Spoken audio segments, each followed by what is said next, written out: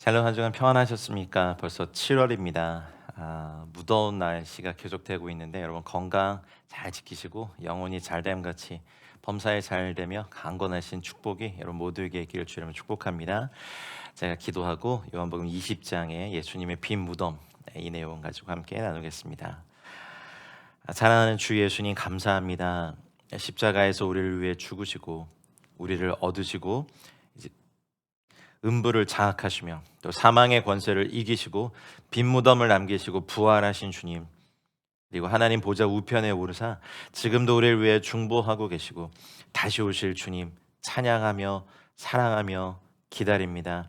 주 예수님 감사합니다. 저희들을 위해서 십자가를 지어주시고 저희들을 위해 부활해 주신 주님 찬양합니다. 그리고 다시 오실 주님 기다립니다.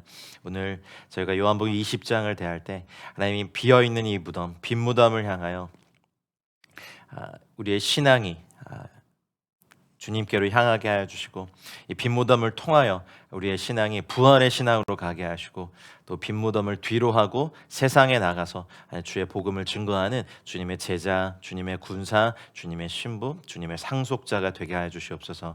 성령님, 저를 다스려 주시고 종의 입술을 통하여서 성령께서 직접 말씀하여 주시고 함께 하시는 모든 분들에게 지혜와 계시형을 주사 하나님의 말씀이 우리에게 깨달아지고 알아지는 은혜가 있게 하시옵소서. 주님 감사드립니다. 정말 감사합니다. 부활해 주신 주님 감사하며 예수 그리스도 이름으로 기도하였습니다. 아멘.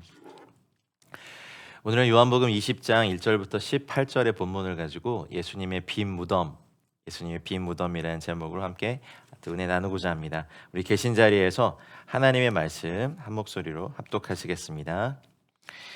안식 후 첫날 일찍이 아직 어두울 때 막달라 마리아가 무덤에 와서 돌이 무덤에서 옮겨진 것을 보고 시몬 베드로와 예수께서 사랑하시던 그 다른 제자에게 달려가서 말하되 사람들이 주님을 무덤에서 가져다가 어디에 두었는지 우리가 알지 못하겠다 하니 베드로와 그 다른 제자가 나가서 무덤으로 갈새 둘이 같이 다름질하더니 그 다른 제자가 베드로보다 더 빨리 달려가서 먼저 무덤에 이르러 구부려 세마포 놓인 것을 보았으나 들어가지는 아니하였더니 시몬 베드로는 따라와서 무덤에 들어가 보니 세마포가 놓였고 또 머리를 쌌던 수건은 세마포와 함께 놓이지 않고 딴 곳에 쌌던 대로 놓여 있더라. 그때야 무덤에 먼저 갔던 그 다른 제자도 들어가 보고 믿더라.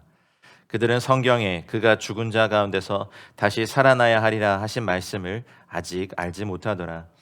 이에 두 제자가 자기들의 집으로 돌아가니라. 마리아는 무덤 밖에 서서 울고 있더니 울면서 구부려 무덤 안을 들여다보니 흰옷 입은 두 천사가 예수의 시체 누였던 곳에 하나는 머리편에 하나는 발편에 앉았더라. 천사들이 이르되 여자여 어찌하여 우느냐 이르되 사람들이 내 주님을 옮겨다가 어디에 두었는지 내가 알지 못함이니이다. 이 말을 하고 뒤로 돌이켜 예수께서 서 계신 것을 보았으나 예수이신 줄은 알지 못하더라.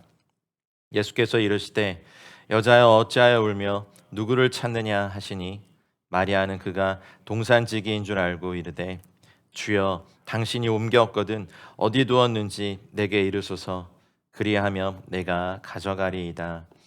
예수께서 마리아야 하시거늘 마리아가 돌이켜 히브리 말로 라보니 하니 이는 선생님이라는 말이라. 예수께서 이르시되 나를 붙들지 말라. 내가 아직 아버지께로 올라가지 아니하였노라. 너는 내 형제들에게 가서 이르되 내가 내 아버지 곧 너희 아버지 내 하나님 곧 너희 하나님께로 올라간다 하라 하시니 막달라 마리아가 가서 제자들에게 내가 주를 보았다 하고 또 주께서 자기에게 이렇게 말씀하셨다 이르니라. 아멘. 예수 그리스도의 부활은 여러분 기억하십니까? 하나님께서 최초로 약속하신 우리가 원시 복음이라고 알고 있는 창세기 15장에 분명히 약속되어 있는 하나님의 말씀입니다. 원수가 그리스도의 발꿈치를 상하게 했지만 그리스도께서 뱀의 머리를 상하게 하시려면 그는 죽은 자 가운데서 반드시 살아나셔야 했습니다. 창세기 22장에 보면 뭐 4절 이후에 보면 이삭이 아브라함에 의해서 이제 죽음에 넘겨진 후 그 걸어가는 길이 사흘 길이거든요. 제단에서 구원된 것에 대해서 성령께서는 그를 죽은 자 가운데서 도로 받은 것이다라고 히브리서에서 해석하고 계십니다. 히브리서 11장 19절에 나오죠. 그가 하나님이 능히 이삭을 죽은 자 가운데서 다시 살리실 줄로 생각한지라 비유컨대 그를 죽은 자 가운데서 도로 받은 것이니라. 히브리서 11장 19절에 이제 이삭의 이 일을 통하여서 사실 이것도 사흘 길을 죽음의 길을 걸어가서 제단에서 구원받은 것을 예수님께서 사흘 만에 죽은 자 가운데서 다시 살아나실 것에 대한 예표로 말씀하시는 겁니다. 그리고 또 이스라엘 백성들이 유월절 양을 죽인 후에 사흘 만에 갈라진 홍해의 마른 땅을 밟고 건넜죠. 출애굽 사건 때 사흘 만에 유월절 양을 죽인 후에 사흘 길을 걸어가서 홍해의 마른 땅을 밟고 건넙니다. 이것이 그리스도께서 죽으심과 그리고 물세를 받으면서 부활할 것에 대해서 애굽의 자아는 죽고 이제 가나안으로 향하는 새로운 애굽을 만들어내시는 죽으심과 부활의 예표입니다. 예수님께서 이 땅에 계실 때 사람들이 표적을 구할 때 이 악하고 음란한 세대가 표적을 구하나 나는 요나의 표적밖에 보여줄 것이 없다 하셨죠. 요나가 3일 밤낮 3주야를 물고기의 그 침침함 어둡고 습한 눅눅한 정말 시체 썩는 것 같은 냄새가 나는 그곳에서 나오신 것, 탈출하게 된 것. 물론 주께서 토하게 하셨지만 그렇게 한 것은 우리 구주께서 사흘 만에 무덤에서 나오실 것을 예표하는 겁니다. 이렇게 그 사실은 예언을 통해서 명백하게 제시되어 있습니다. 구약성서 곳곳에서 예수님께서 다시 살아나실 것에 대해서 예언이 있죠. 대표적인 예언은 시편 16편 9절로 11절 말씀인데 이러므로 나의 마음이 기쁘고 나의 영도 즐거워하며 내 육체도 안전히 살리니 이는 주께서 내 영혼을 스올에 버리지 아니하시며 주의 거룩한 자를 멸망시키지 않으실 것임이니이다. 주께서 생명의 길을 내게 보이시리니 주의 앞에는 충만한 기쁨이 있고 주의 오른쪽에는 영원한 즐거움이 있나이다. 다윗이 하나님의 영에 감동되어서 이렇게 시편을 썼지만 이 말씀 자체는 예수 그리스도의 죽으심과 예수 그리스도의 부활하심에 대한 예언입니다. 우리가 그리스도의 죽으심을 아무리 강조한다고 해도 그건 지나친 일이 아니죠. 그러나 우리는 주의 부활하심을 너무 소홀히 여겨서도 안 됩니다. 우리가 십자가를 아무리 자주 묵상한다고 해도 그건 지나친 일이 아니죠. 오히려 십자가를 많이 묵상하십시오. 그러나 구세주의 순환, 구세주의 고난을 묵상함에 있어서 우리는 그 고난과 순환 뒤에 온 영광을 망각해서는 안 됩니다. 그럼 어떤 영광입니까? 주님께서 빈 무덤을 두시고 부활하셨습니다. 할렐루야. 골고다 사건으로 인해서 복음의 메시지가 끝난 게 아닙니다. 그리스도의 복음이란 그리스도께서 우리의 죄를 위하여 죽으셨다는 그것, 십자가죠. 뿐만 아니라 우리를 의롭다 하시기 위하여 성경대로 다시 살아나셨 바로 이것이 바로 부활이죠. 그래서 로마서 4장 25절에 그리스도께서는 우리가 범죄한 것 때문에 내줌이 되고 또한 우리를 의롭다 하시기 위하여 살아나셨다라고 말씀하십니다. 그리스도께서 우리가 범죄한 것 때문에 내어줌이 되고 또한 우리를 의롭다 하시기 위하여 살아나셨다. 주님께서 다시 살아나셨기 때문에 우리가 의로워집니다.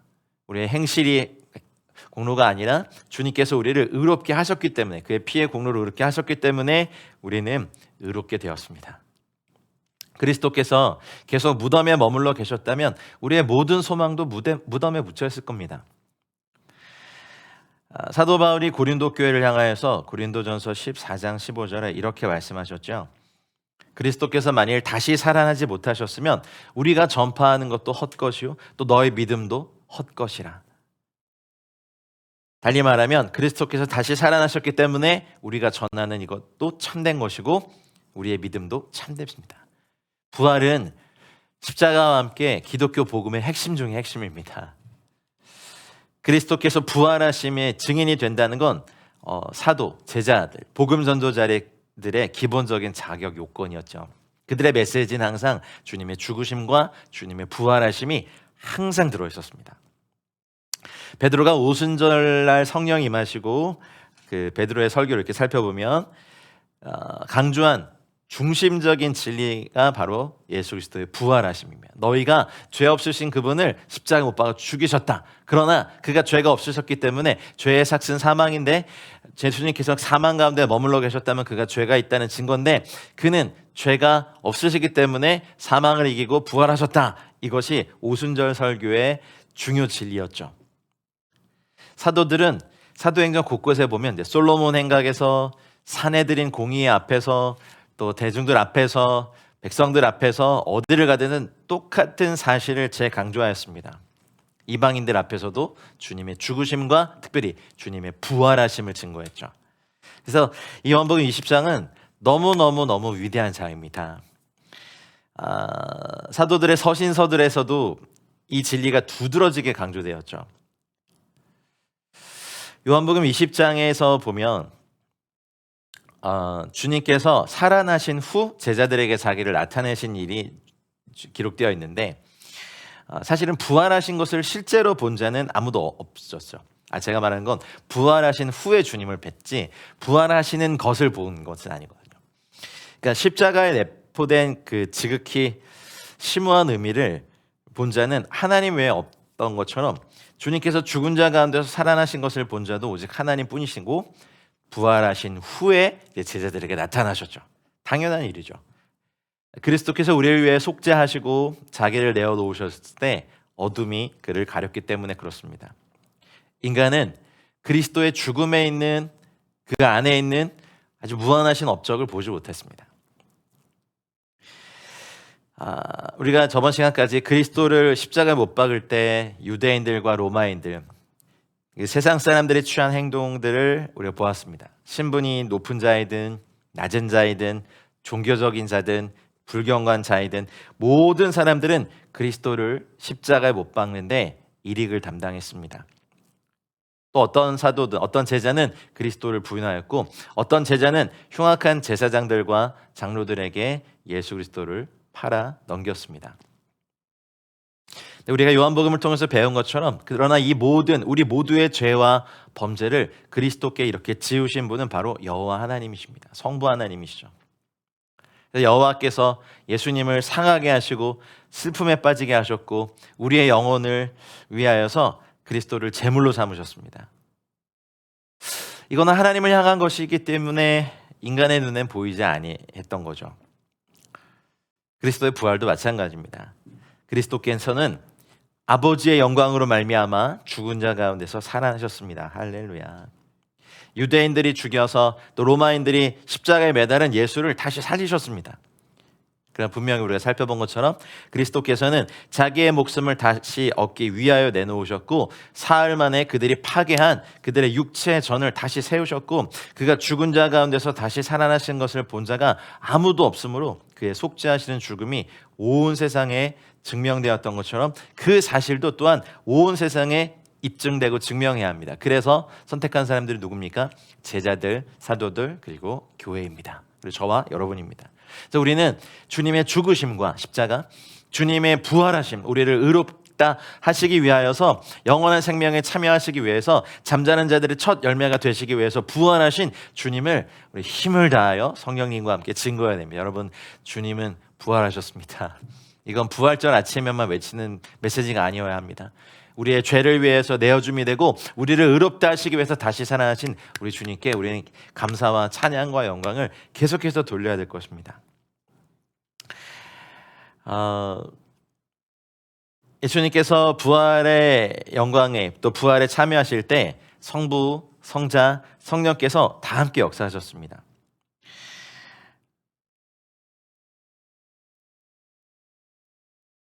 첫 번째, 로마서 6장 4절에 보면 아버지의 영광으로 말미암아 그리스도를 죽은 자 가운데서 살리셨다 하셨습니다. 아버지의 영광으로 말미암아.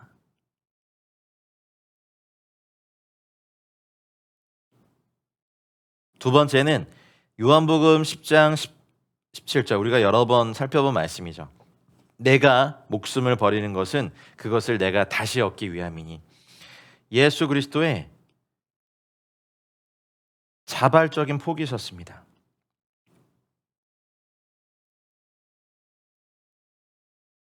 그리고 이후에 다시 살아나셨습니다.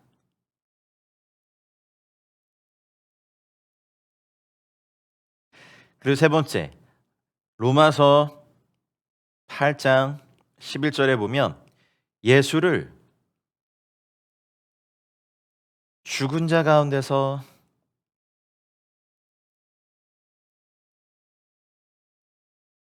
살리신 이의 영이, 이렇게 표현하셨습니다.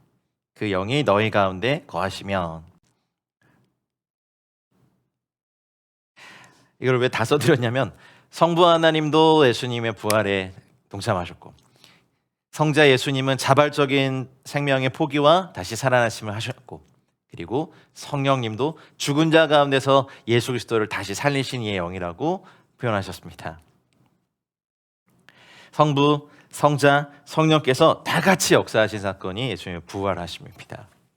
그러니 사도들이, 제자들이, 복음 전도자들이 증거하신 것은 예수님께서 우리의 죄를 위하여, 우리의 저주를 담당하시고, 우리를 위해 수치가 되어주시고, 우리를 위해 모욕이 되어주시고, 우리를 위하여 저주가 되어주신 그분이 죽으셨고, 우리를 의롭다 하시기 위하여 다시 살아나셨고, 우리에게 영원한 생명의 몸을 주시기 위하여서 잠자는 자의, 죽은 자의 첫 열매가 되셨습니다. 할렐루야. 우리 주님의 부활은, 부활의 복음은 계속해서 반복해서 또 반복하고 또 반복해도 계속해서 전해야 될 말씀입니다. 우리가 아까 읽은 것처럼 이 본문에서 보는 첫 걸음은 무덤이 비어 있다는 겁니다. 전 세계 종교의 창시자의 무덤은 이 지구상에 존재하지만 우리 주님의 무덤은 이 땅에 존재하지 않습니다. 우리 주님은 영원 전부터 계신 분이고, 또 육신을 입고 오신 그분이 잠시 육신의 죽음을 경험하셨지만 다시 살아나셨고, 영원토록 정말 영원토록 살아계신 하나님이십니다.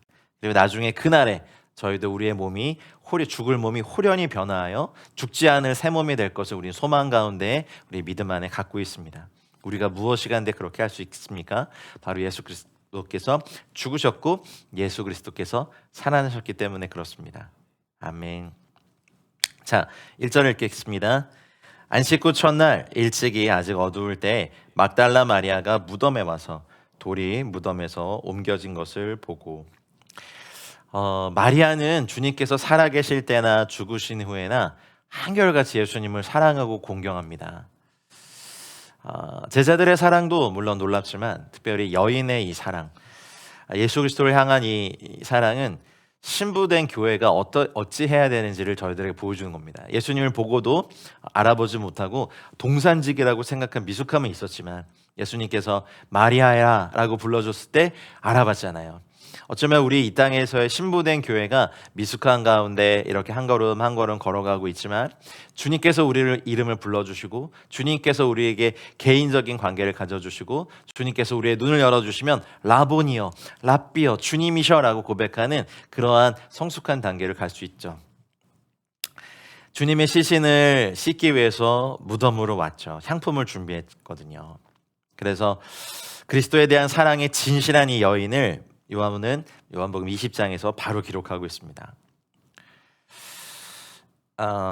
우리의 사랑이 진실한 것이 되려면 언제나 변함없이 꾸준해야 하는 것이 있습니다. 그리스도를 향한 이 마리아의 사랑은 십자가의 죽음, 그 죽음같이 강한, 어쩌면 죽음보다 더 강한 것일지도 모르겠습니다. 왜냐하면 그녀는 십자가 옆에 서 있었고요, 이 마리아의 사랑은 음부같이 잔인한 것입니다. 왜냐하면 그녀는 사랑에 이끌려서 무덤을 찾아갔고, 또 그거에 따른 두려움으로 방해받지 않았기 때문에 그렇습니다. 무덤으로 가면서 거기서 울면서 그녀가 준비해준 향유로 예수님의 몸에 기름을 바르려고 했죠. 무덤은 사람들이 찾아와서 돌보려고 하지 않는 집이에요. 무덤 말이야, 무덤. 돌을 굴릴 수 있는 힘조차 없었던 그녀가 어떻게 무덤에 들어갈 마음을 먹을 수 있었을까요? 또 유대인의 종교에서는 무덤과 죽은 시신에 대해서는 꼭 필요한 조치 외에는 건드리는 걸 금하고 있거든요. 부정하게 되니까. 마리아나 제자들이 이 그리스도의 무덤을 찾아가게 되면 또 시체를 도둑질해 가는 거다라고 의심받는 것도 있을 거죠. 그러나 그런 고민들을 다 내려놓고 주님을 향한 사랑으로 마리아는 이 무덤에 찾아갔어요. 안식 후 첫날, 이게 사실 좀 굉장히 중요한 표현인데요. 물론 시간을 나타내는 이런 표현이긴 합니다만, 구약에 보면 예수님께서는 창조를 마치고 안식하셨어요. 그것을 기억하여 거룩히 지키라 하셨죠. 이게 이제 이것이 구약의 안식일이었다면, 신약은요, 부활 후의 안식입니다. 그래서 저희 개신교회가 부활의 날인 주일을 기념하고 또 주일에 예배하는 겁니다. 이날은 주님이 정하신 날이고 지으신 날이기 때문에 그렇습니다. 주 예수께서 새로운 피조물, 잠자는 자 가운데 살아나신 첫 열매가 되신 예수님께서 안식 후 바로 첫날에 죽은 자 가운데서 살아나신 것은 적절한 일입니다. 뭡니까? 새로운 시작이 열렸습니다. 할렐루야. 시편 118편 22절로 24절에 보면 건축자가 버린 돌이 집 모퉁이의 머릿돌이 되었나니 이는 여호와께서 행하신 것이고 우리 눈에 기이한 바로다. 이날은 여호와께서 정하신 것이라. 이날에 우리가 즐거워하고 기뻐하리로다. 그래서 주님의 백성들이 지금의 주일을 안식과 예배의 날로 정하고 의무적으로 지키는 이유가 바로 여기에 있습니다.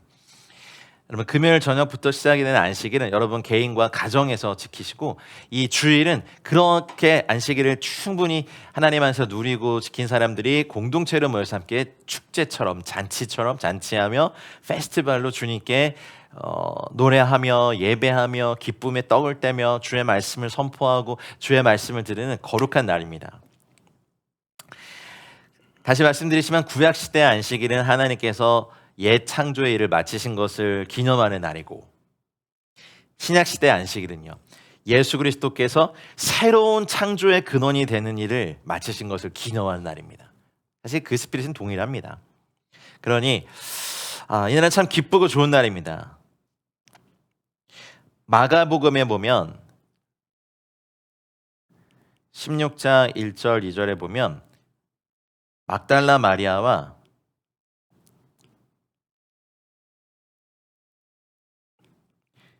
다음 야고보의 어머니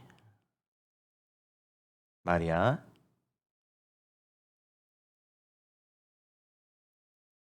그리고 살로메가 함께 무덤에 왔다, 이렇게 기록하고 있습니다. 근데 요한은 그들을 언급하고 있지 않아요.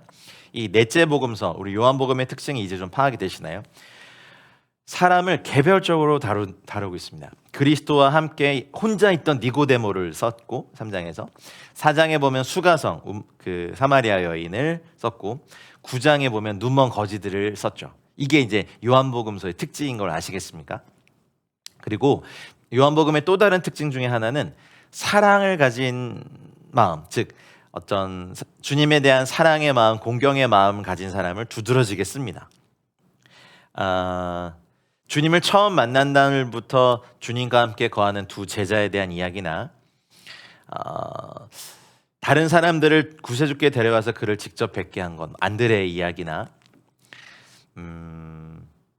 나사로의 누이들이 막 호소한 것, 주님께서 여기 계셨더라면 하는 그런 사건들, 그리고 마리아가 예수님의 몸에 향유를 부은 일들, 그리고 막달라 마리아가 여기서 이렇게 막달라 마리아의 관점으로 이렇게 쓴 것들, 이게 이제 요한복음의 특징이에요. 많은 죄를 사함 받은 자가 많이 사랑하죠. 이 막달라 마리아에게는 예수님을 사랑할 만한 너무 많은 이유가 있어요. 왜냐하면 여러분 잘 아시죠? 누가복음 8장 2절에 나오는데 예수님께서 7 귀신을 쫓아내 주셨습니다. 막달라 마리아에게서.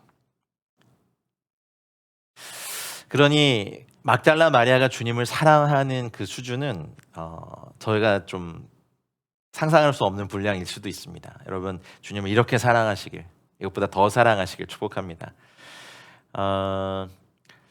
마태복음 27장 66절에 보면 마리아는 무덤에서 경비병들을 보게 되리라는 것을 알았고, 그리고 마태복음 28장 2절에 보면 큰 지진이 났었음에도 불구하고 갑니다. 그리고 그녀와 동반해주는 남자 제자들이 아무도 없었음에도 불구하고 갑니다.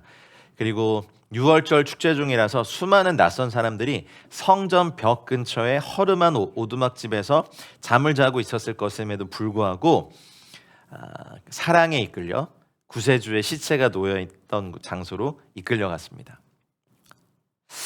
이런 분들의 이 마리아의 헌신을 보면서 어쩌면 뭐 신학 박사든 뭐 어떤 신학적인 것이 많든 영적인 일에 대한 지식을 많이 가졌다고 하는 사람들보다도 이 마리아의 사랑의 행동이 사실 저희들도 심히 부끄럽게 합니다. 근데 와서 보니까 돌이 무덤에서 옮겨진 것을 봐요. 깜짝 놀래요.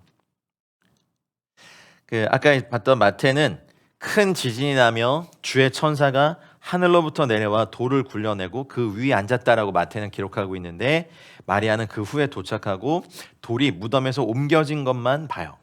이 돌은 천사가 치웠잖아요. 사실 그리스도께서도 친히 돌을 치우실 수 있었지만 하나님의 질서에 따라서 하늘에서 온 사자가 그 일을 함이 적절했죠. 나사로의 무덤에서 돌을 치웠던 건 인간의 손이었지만 예수님이 묻히셨던 무덤에서 돌을 치운 건 하늘의 천사들이었습니다.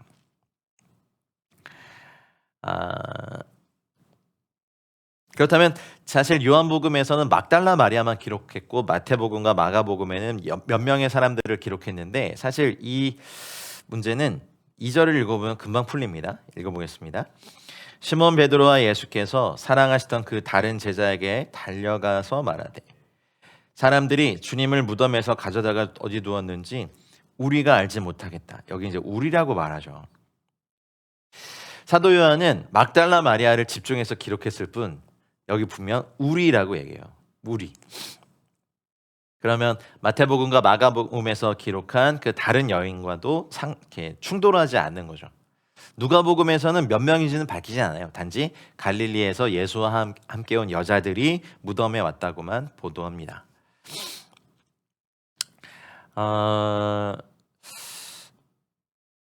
안식 후 첫날 안식일이 지날 때 아직 어두울 때 무덤을 찾았죠. 아주 일찍 집을 나간 게 분명합니다.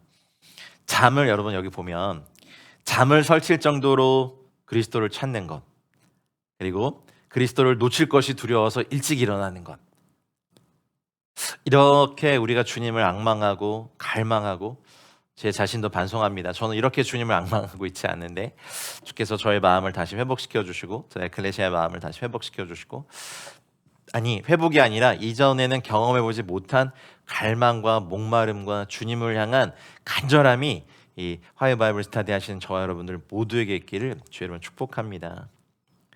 이 본문을 준비하면서도 저도 이런 상태가 아니까 부끄러웠고, 잠을 설칠 정도로 그리스도를 찾은 적이 있었고, 새벽에 아침에 일찍 일어나 그리스도를 놓칠 것이 두려워서 주님을 찾았던 적이 있는데, 쉼없이 그리스도를 찾고 우리가 살아있는 동안에 일찍이 매일매일 그리스도를 찾아 나가야 되는 것, 아침에 주의 소리를 듣는 것, 잠자기 전 우리가 주의 소리를 듣는 것,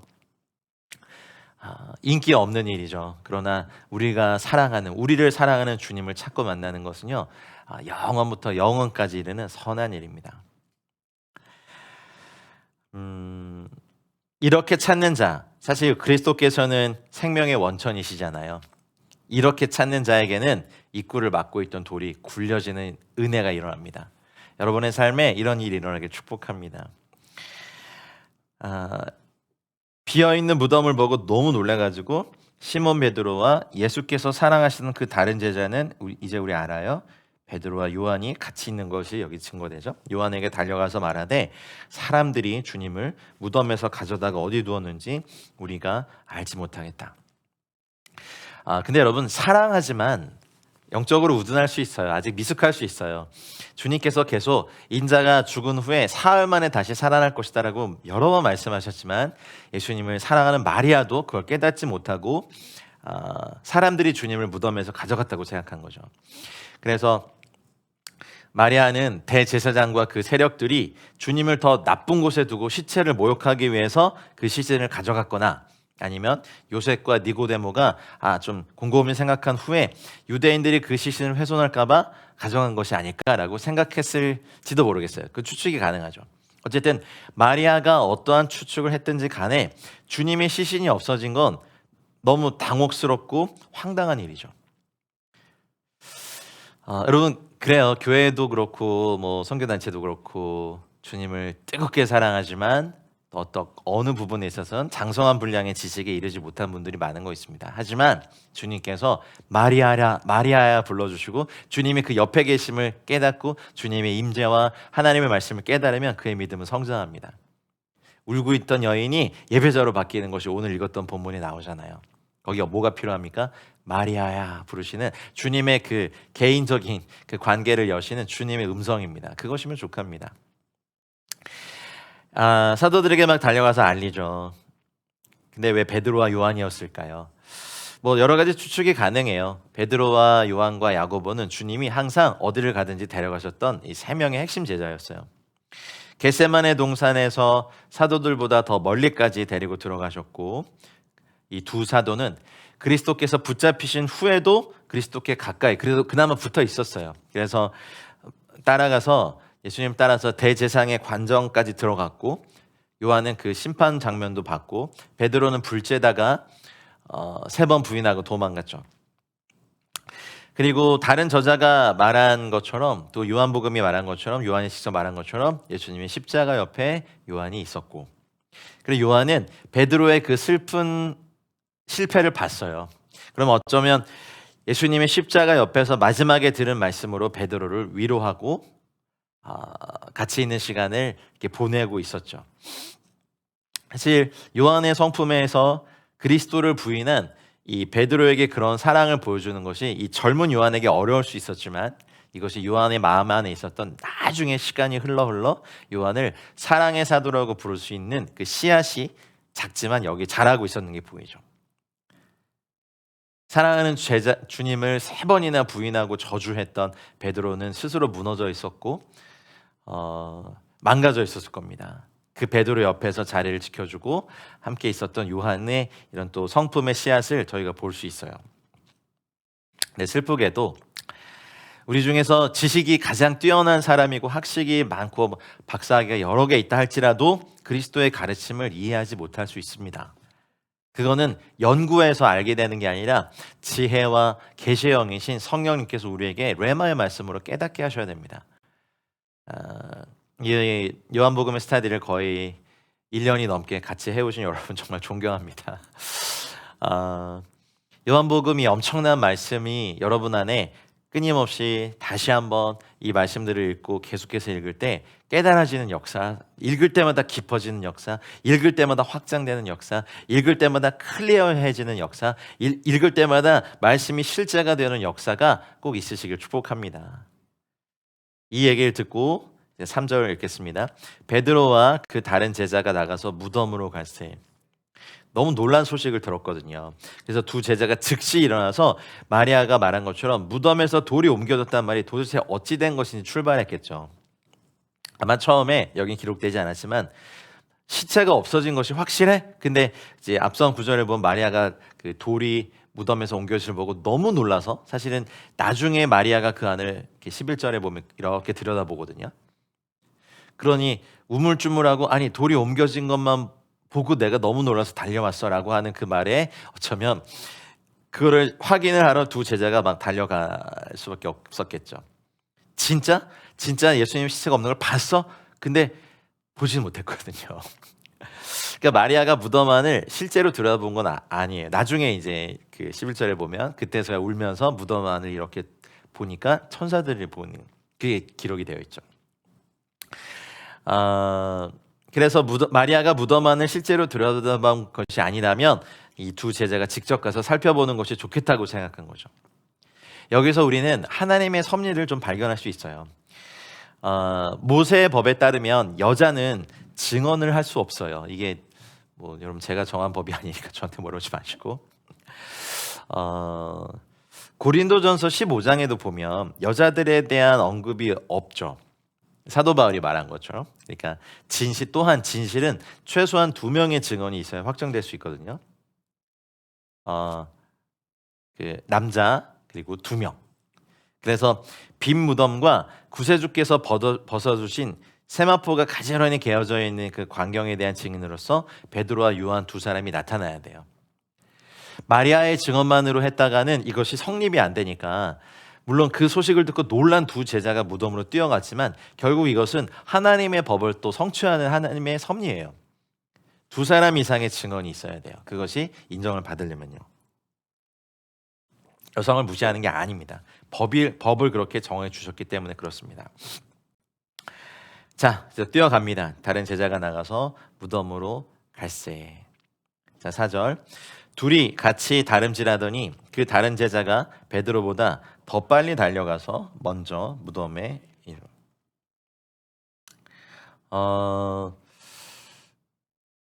뭐 여러 가지 추측이 가능하겠죠.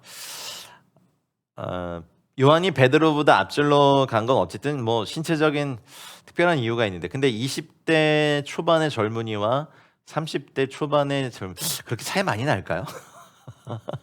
뭐 어쨌든 20대 초반의 젊은이가 더 쌩쌩하게 달렸겠죠.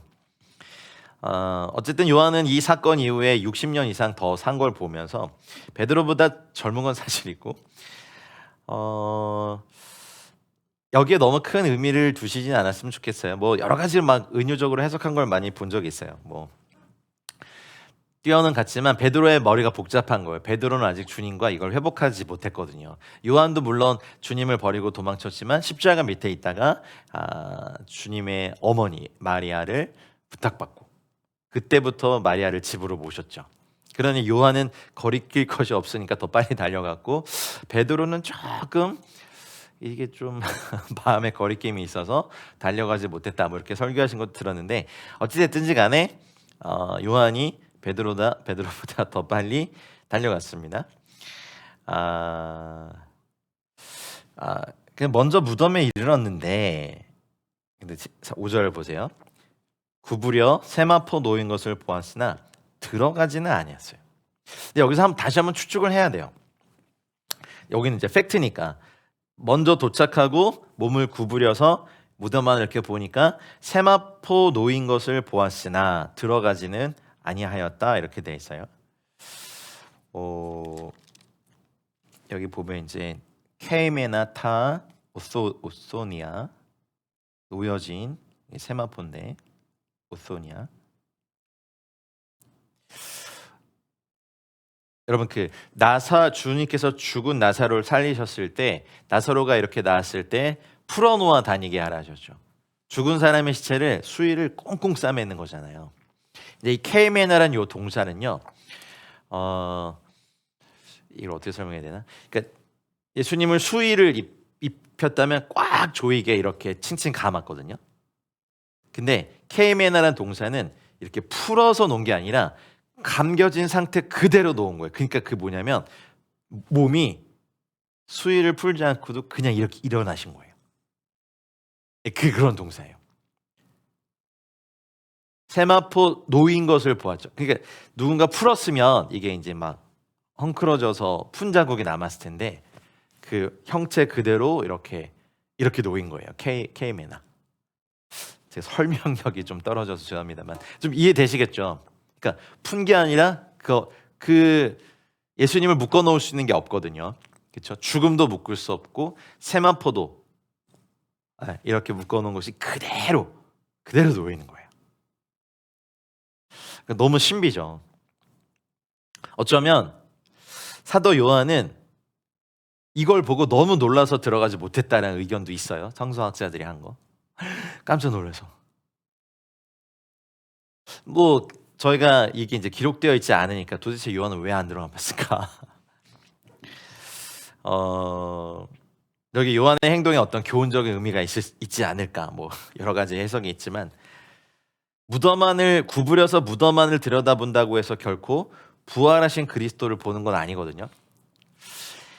오늘날 사실은 요즘 유행처럼 뭐 MBTI 뭐예요? 이런 거 항상 물어보는데, 저 같은 아이 성향은 먼저 뛰어들어 왔어도 이게 어찌된 일인지 어떤 내적으로 생각하는 프로세스 시간이 많이 필요한 저 같은 사람은 행동까지 옮기기에 쉽지 않은 게 있어요. 그리고 그 안에서 부활하신 주님을 본 게 아니라 세마포가 그대 놓여 있는 것을 보고 어쩌면 내면의 생각이나 감정이 해결되지 않으면 움직이지 않는 사실 기질을 보여주는 것은 아닐까라는 생각을 합니다. 자기 반성이나 자기 분석을 많이 하시는 분들, 제 말이 좀 이해되실 것 같은데요. 진리를 봐도 쉽게 그 진리 안으로 먼저 뛰어들지 못하는, 근데 베드로는 늦게 도착했지만 바로 뛰어들어가거든요. 기질의 차이예요. 하나님께서 사람들 안에, 그래서 좀 이렇게 내향적인데 띵커형인 분들은 생각이 이해될 때까지 액션을 잘 취하지 못하고, 내향적인데 필러인 저 같은 사람들은 이 감정이 정서가 좀 이렇게 정돈되지 않으면 움직이지 못하는 어떤 게 있어요. 그래서 베드로는요, 오자마자 들어가 버리잖아요. 여튼 근데 베드로도 쓰시고 요한도 쓰시고 더 먼저 쓰고 나중에 쓰고 그런 용의 차이지. 어쨌든 중요한 건 두 제자가 빈 무덤 앞에 왔고 요한은 이렇게 들여다봤지만 일단은 들어가진 않았어요. 그래서 마음 안에서, 감정 안에서 하나님의 증거를 발견하고자 하는 영성. 그래서 이렇게 성도님들을 뵙고 훈련을 이렇게 진행하고 양육을 해봐도 차이가 있어요. 바로바로 행동하는 액션형들이 있고 시간이 되게 오래 걸리는 내향적인 분들이 있어요. 이제 그걸 잘 구분하는 것도 지혜죠. 너무 과하게 액션이 앞서는 분들은 절제를 가르칠 필요가 있고, 너무 오랫동안 내적인 프로세스를 하시는 분들은 좀 이끌어냄에 어떤 좀 약간 강한 겉면이나 끌림이 필요한 것도 사실입니다. 따뜻한 애정이 많거나 섬세하거나 배려의 성격을 가진 사람들이 항상 담대한 결단을 수반하는 건 아니에요. 신앙의 경주를 또 신속하게 달려가긴 하지만 용감하게 싸움을 하지 못하는 분들도 의외로 많아요. 근데 중요한 건 하나님이 다 사용하신다는 거죠. 자, 6절을 보겠습니다. 시몬 베드로는 따라와서 무덤에 들어가 보니 세마포가 놓였고, 그렇죠? 요한처럼 조금 이제 어쨌든 온화하고 조용하고 신중하고 감정을 쉽게 표현하지 않는 사람인 요한은 몸을 구부렸지만 들어가지는 않았고, 근데 요한보다 좀 격하고 열정적이고 충동적이고 열렬하고 성급한 우리 베드로는 무덤에 들어가서 실제로 확인하지 않고는 만족할 수 없죠. 기질의 차이입니다. 근데 두 사람 다 주님을 깊이 사랑하는 점에 대해서는 우리는 의심하지 않습니다. 그렇죠? 바나바의 성격이 있고 바울의 성격이 있고, 바나바와 바울이 같이 가다가 어쨌든 굉장히 크게 싸우죠. 근데 바나바도 계속해서 사용하셨고 바울도 하나님이 계속해서 사용하신 건 하나님의 은혜입니다. 한 교회가 있어도 만약에 이게 주님의 정원이라고 생각하면 그 정원에 피어있는 꽃들은 색깔도 다르고 향기도 다르고 모양도 다 달라요. 피는 시기도 다르고 필요한 물의 양도 다르고, 햇볕을 좋아하는 꽃도 있고 약간 음지에 피는 꽃도 있고 오래 피어있는 꽃도 있고 짧게 피는 꽃도 있고 달라요. 근데 그것이 다 어우러졌을 때 주님의 아름다운 정원이 되더라고요. 모두 다 같은 색, 모두 다 같은 향기를 내는 거 아니잖아요. 그러니까 주님의 백성들도 구세주를 다 사랑해요. 똑같이 생명책에 이름이 기록되어 있으면서도 다 같이 똑같은 맛이나 똑같은 기질을 가지고 있는 것도 아니고 똑같은 영성의 추구점을 갖고 있는 것도 아니더라고요. 근데 근본은 주님을 사랑하고 또 주님을 우리의 구주로 고백하고 다 다르다는 거죠. 그래서 우리가 하나님의 큰 교회가 정말 이단이 아닌 경우엔, 그런 게 아니라면 그리스도를 사랑하는, 나와는 다른 영성을 추구하지만 그리스도를 사랑하는 형제 자매나 다른 공동체에 대해서 함부로 정죄하고 이단 시비를 걸고 공격하는 일이 없기를 축복합니다. 베드로는 나중에 도착했지만 먼저 무덤 안으로 들어가서 요한보다 더 정확하게 무덤을 살필 수 있었죠. 여기 또 쓰였죠. 케이메나, 토 우소니아 케이메나. 세마포가 놓여 있었다. 벗겨져 있었다가 아니라 놓여 있었다입니다.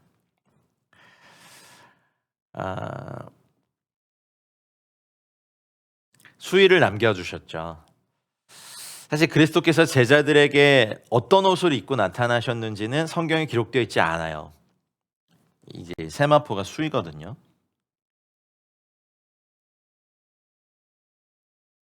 수의를 남겨주셨어요.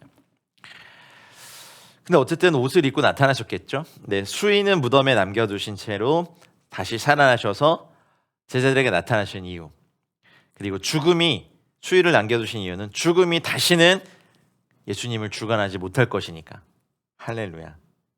저희들에게도 보여주시는 거예요. 빈 무덤, 부활의 신앙을 가진 이제 너희는 이제 여기에 너를 묻고 있었던, 죽은 몸을 감싸고 있었던 옛자, 저 같은 경우는 옛 이재진, 자주 삐지고 비겁하고 도망치고 뭐 끈질기게 잘 못하고 놔버리고 포기하는 저의 옛 자아는 수위와 함께 이곳에 남겨져 있습니다.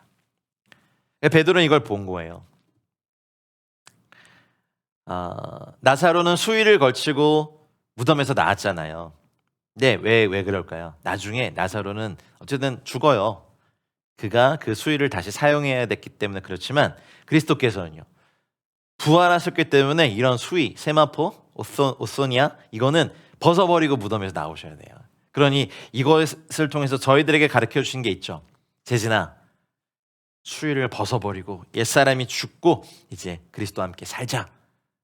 죄에 대해서 죽고 의에 대해서 살자. 너의 빈 무덤이다. 나와 함께 연합했으니 너도 이곳이 빈 무덤이 된다. 그래서 그리스도인들은 육체를 벗어나는 것을 주 안에서 잔다 표현하지 죽는다 표현하지 않잖아요. 주 안에서 자는 날 옵니다. 근데 뭐 병 때문에 그럴 수도 있고 사고 때문에 그럴 수도 있어요. 이 땅이 죄와 저주와 자연재해와 전쟁과 이런 소문이 너무 많기 때문에. 그러나 저희들의 담대함은 우리는 빈 무덤에 우리의 수위도 놓였고 주님 그리스도와 함께 다시 살고 또 영원히 살 것이고, 그리고 주님 부활하신 몸으로 계시기 때문에 영광의 옷을 입게 되실 것이기 때문에 이런 수위 무덤 안에 그대로 놓아두셨습니다. 천국으로 올라가는, 그냥 죽지 않고 올라간 엘리야는요, 그의 외투를 땅에 떨어뜨리죠. 겉옷을. 그걸 누가 입습니까? 엘리사가 입죠. 그럼 이것도 의미가 있는 거겠죠. 천국에서는 이 땅과 다른 옷을 입을 거예요. 우리가 부활의 몸이 되어서 주님 나라 갈 때 우리는 영광스럽게 그 우리에게 입혀진 옷들을 막 이렇게 감탄하고 찬양할 겁니다. 죄의 사망에서 의의 생명으로 부활할 때 우리는 우리의 수위를 버리고 우리에게 모든 썩어질 것들을 버려야 됩니다. 이것이 주님께서 수위를 무덤에 놓아두신 주님의 의도입니다. 이거를 보게 하셨어요. 앞으로 이걸 증거해야 되니까 베드로는 이곳에 와서 베드로의 성격상 세마포를 만져봤을 수도 있어요. 그래서 베드로는 그것을 체험한 것을 담대히 주님의 죽으심과 주님의 부활하심을 담대히 증거했어요. 나는 이 부활의 목격자다. 빈 무덤의 목격자다. 이제 나중에 요한도 들어옵니다. 자, 7절 보겠습니다. 또 머리를 쌌던 수건은 세마포와 함께 놓이지 않고 딴 곳에 쌌던 대로 놓여 있더라.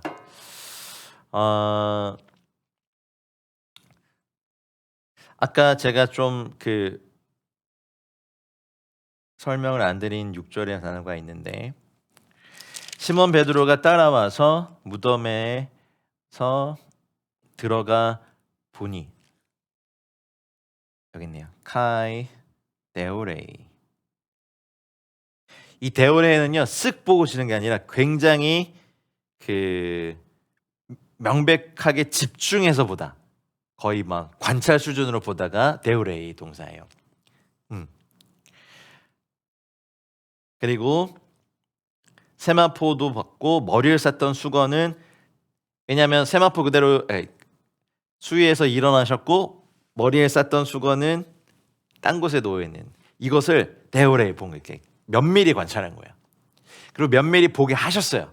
나중에 베드로는 이땐 잘 몰랐겠지만 성령이 오셔서, 베드로는 빈 무덤을 봤으니까, 나를 묶었던 이 수위를 봤으니까 이제 이것에 대하여서 증언할 수 있는 증인이 돼요. 면밀하게 조사합니다. 빈 무덤 안의 상태가 신중하고 침착하게 처리되었다는 것을 베드로가 발견했다는 거죠. 여기서 이들이 찾는 대상을 본 게 아니라 죽음의 권세를 이기신 분의 승리의 전리품을 본 거예요. 할렐루야. 마치 죽음의 문빗장을 부셔버린 듯한, 사람들의 머리에 강제로 쓰였던 가시면류관 있었던 그 자국을 감쌌던 머리 수건도 벗고, 왜요? 이제 머리를 쌌던 수건을 쓰실 분이 아니고 예수님의 머리에는 영광의 면류관이, 만왕의 왕의 왕관이 쓰여져야 하기 때문에 그렇습니다. 죽음을 정복하신 자가 지나가신 흔적이 남아있는 것을 봤어요. 죽음을 이기신 힘이시고 지옥을 파괴하신 분의 영광이에요. 여러분, 빈무덤을 보십시오. 주님도 일어나셨고 우리를 괴롭혔던 죽음도 여기에 그대로 놓여 있습니다. 나는 빈무덤을 보았다. 나는 빈무덤을 봤다. 그래서 나중에 베드로의 설교가 그렇게 파워풀한 것은 십자가의 실패가 있었지만, 자기는 도망쳤지만 나는 빈무덤을 보았다. 오히려 십자가 옆에 있었던 요한이 나중에 봐요. 실패했던 베드로가 부활에 참여 먼저 해요. 이런 걸 보고 이 전리품을 확인한 후에 8절, 그때야 무덤에 먼저 갔던 그 다른 제자도 들어가 보고 믿더라. 근데 보면요, 여기 들어가는 걸 알겠는데 보고 믿더라. 근데 바깥에서 요한은 이렇게 구부려서 이걸 보고 있었단 말이죠.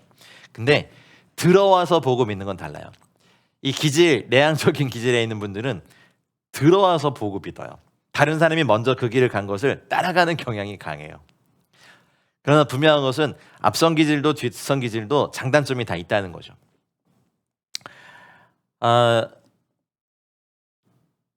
여기 보면 들어가서 보고 믿었다. 여기 보면 에네이온 들어가서 카이 에이덴 보고, 그리고 에피스테센 요 믿었더라. 요한이 보는 요 동사가 아까 봤던 동사는 좀 다르죠.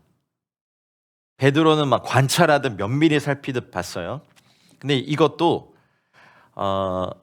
이 에이덴은요 어떤 거 있냐면, 아까 베드로가 본 것은 팩트를 파악하는 관찰의 동사라면, 에이덴은요 이해력, 지각력, 인지력을 가지고 파악하다, 깨닫다, 알아채다 라는 동사예요. 다른 동사를 썼어요.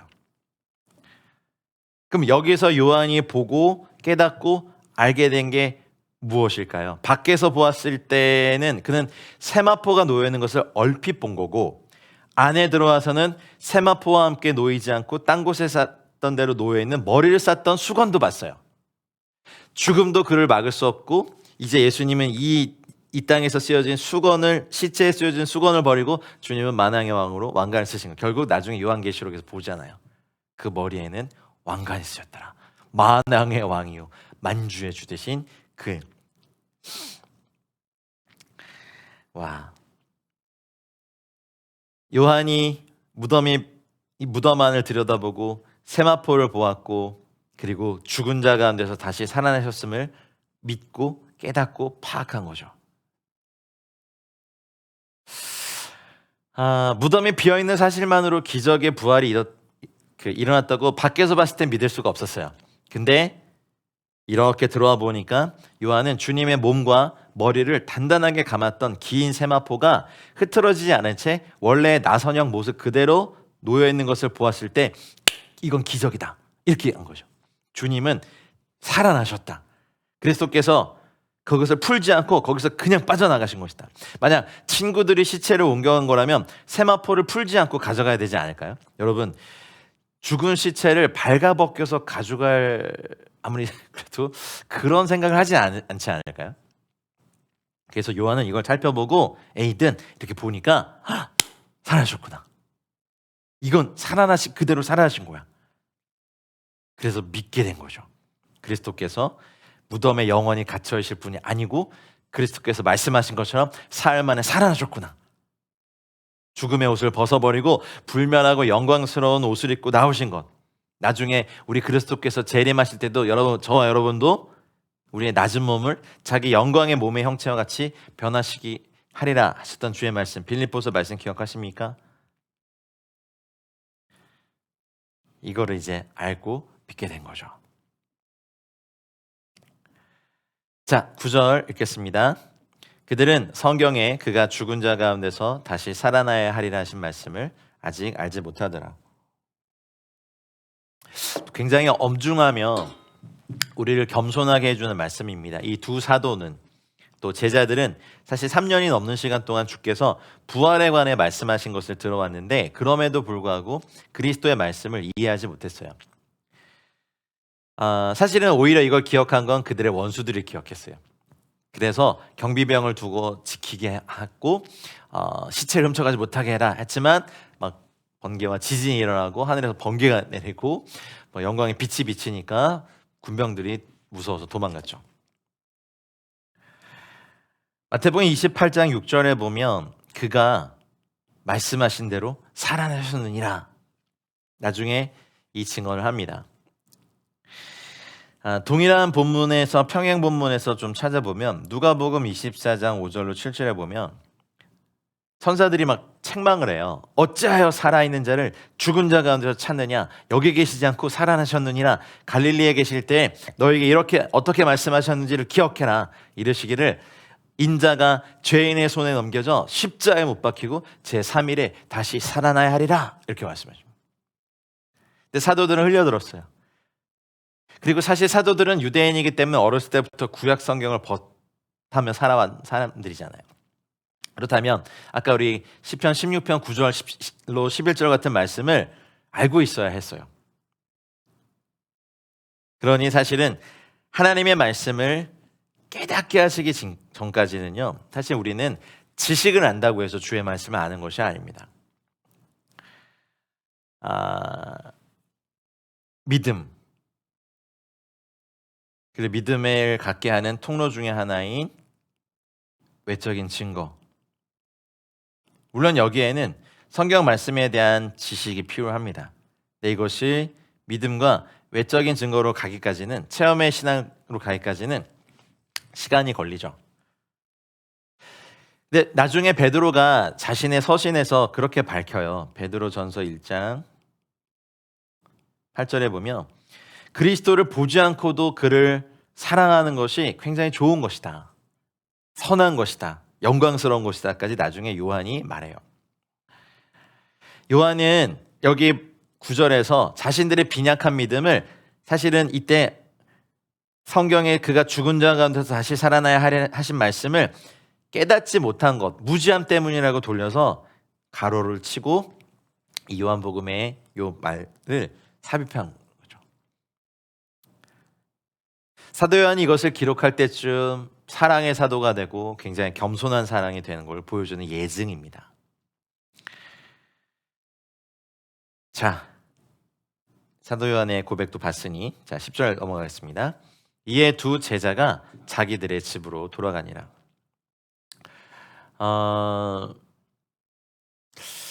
우리가 저번 시간에 본 말씀 중에 19장 27절에 여자여 보소서 아들입니다. 보라 너의 어머니다 라고 하신 말씀을 받고 난 다음에 요한에게 어떤 변화가 있죠? 이때부터 그 제자가 그 모친을 자기 집에 모시니라 이렇게 했어요.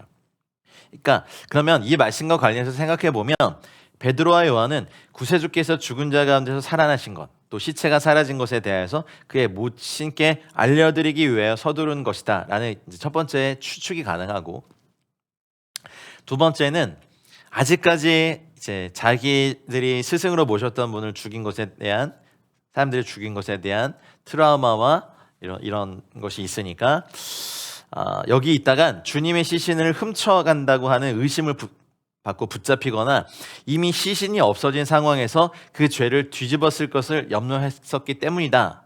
뭐 이런 추측도 있었고, 그리고 세 번째는 봤는데 어찌할 바를 몰랐고 다음으로 무슨 일을 해야 될지 어떻게 해야 될지 몰라서 일단 집으로 돌아가 기다리기로 작정한 것이다. 그리고 제자들 함께 모였을 다른 제자들에게도 이것을 알려주기 위해서 돌아갈 것이다. 뭐 여러 가지 추측이 가능합니다. 여러분 몇 번째 손을 드시겠습니까? 이에 두 제자가 자기들의 집으로 돌아가니라. 근데 여러분 빈 무덤을 보고 이하까지 왔는데 왜 두 제자에게 예수님은 자신을 드러내지 않고 울면서 무덤 옆에 남아있던 마리아에게 자신을 보여주셨을까? 예수님의 주권이겠지만 두 제자가 집으로 돌아갔을 때 어쨌든 이 두 제자의 마음이 여전히 확실한 것을 알지 못해서 의심하는 상태에 있을 거라는 것은 추측이 가능해요. 왜냐하면 요한은 그들이 믿었다고 말하고 있긴 하지만 아직 견고한 믿음이 생긴 것이 아니라고 9절에 가로를 치고 말을 했단 말이에요. 본 것만으로는 확고한 믿음이 생겨날 수 없어요. 왜냐하면 그리스도를 본 게 아니기 때문에. 황급하게 무덤으로 찾아온 열심은 칭찬받을 만한 것이지만 아직 이런 다른 생각에 사로잡힌 채로 그리스도를 찾은 것이기 때문에 그리스도께서는 이 베드로와 요한에게 그들에게 모습을 드러내시지 않은 건 아닐까. 그냥 저의 생각을 해봅니다. 자, 중요한 건 요한과 베드로에게는 부활하신 몸을 첫 번째로 드러내시지 않았다는 거예요. 여전히 이 제자들의 머릿속에는 이것이 성경에 말한 대로 하는 어떤 옳고 그름과 발음을 따지고 있지만 예수님의 사랑의 은총을 받는 사람은 누굽니까? 자, 11절.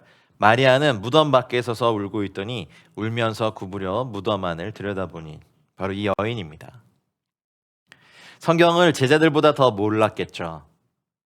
그리고 제자들에게만 풀어주신 많은 어떤 메시지들이 있었지만 마리아는 이 사실을 모른 채 외롭고 슬픔에 가득 차서 사실 무덤에 있었어요. 제자들은 머릿속으로 여러 가지를 굴려봤을 거예요. 하지만 마리아는요, 그녀의 마음과 생각이 온통 주님이었어요. 이 11절 보면 혹시 잠언서 말씀 기억 안 나십니까? 잠언서 8장 17절에 나를 사랑하는 자들이 나의 사랑을 입으며 나를 간절히 찾는 자가 나를 만날 것이니라. 마리아와 다른 여자들은 부활하신 아침에 무덤에 찾아온 첫사람들이었어요. 죽음을 이기신 자의, 그래서 그녀들에게 죽음을 이기신 자의 최초의 나타내 주심이란 선물을 주셨어요. 슬프게도 많은 사람들이요, 최후의 순간까지 그리스도를 찾는 일을 미루다가 정말 어렵고 죽을 것 같으면 그때서야 주님을 찾고 뵙거든요. 근데 마리아는 주님이 있었던 마지막 장소 무덤 밖에 서서 울고 있었어요. 여기서 배워야 될 중요한 원리가 있습니다. 성령께서는 사랑이 어쩌면 믿음으로 말미암아 조정되어야 되는 걸 가르쳐 주는 거예요. 그녀가 운 건 그리스도에 대한 사랑 때문이죠. 이 마리아는요, 무덤이 비어 있었기 때문에 울고 있었어요. 근데 이거를 사랑의 눈으로 보면 울 일이지만 믿음의 눈으로 보면 사실 기뻐해야 될 일이었거든요. 주님의 시체가 무덤에 그대로 있었더라면 그녀는 정말로 울어야 됐어요.